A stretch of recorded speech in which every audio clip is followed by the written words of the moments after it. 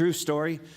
He is preparing his students for final exams, and he tells the students, so here's the deal. I'm going to let you have a cheat sheet. You can take an 8.5 by 11, and whatever you can get on this 8.5 by 11, you can bring that into the exam and take the exam with that particular sheet, whatever you get on it. And so the students go away, and one particular student thought about it overnight, and he comes in the next day with a blank sheet of paper. And it happened to be that the professor noticed that this guy's walking in with a blank sheet of paper, and so he comments about, not sure how that's going to help you.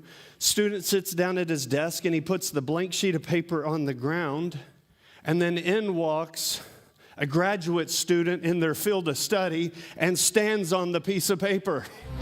Come alive, wake up, sleeper.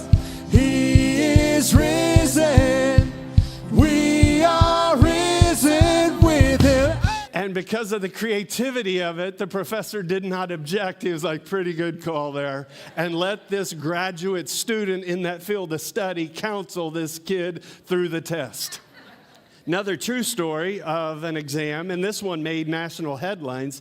A particular professor tells the students, I'm going to let you get a cheat sheet together, whatever you can get on your cheat sheet. However, it cannot be bigger than a 3 by 5.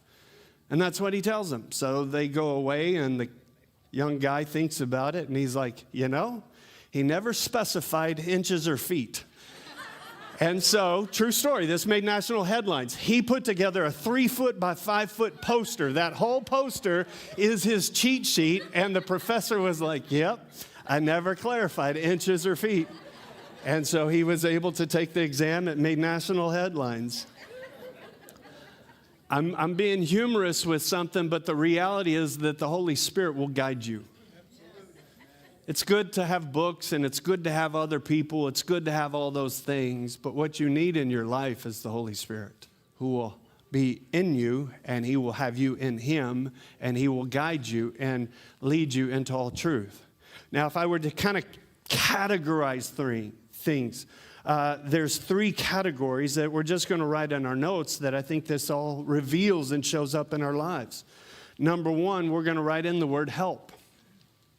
I'll say without apology, the Holy Spirit wants to help you. He wants to help me.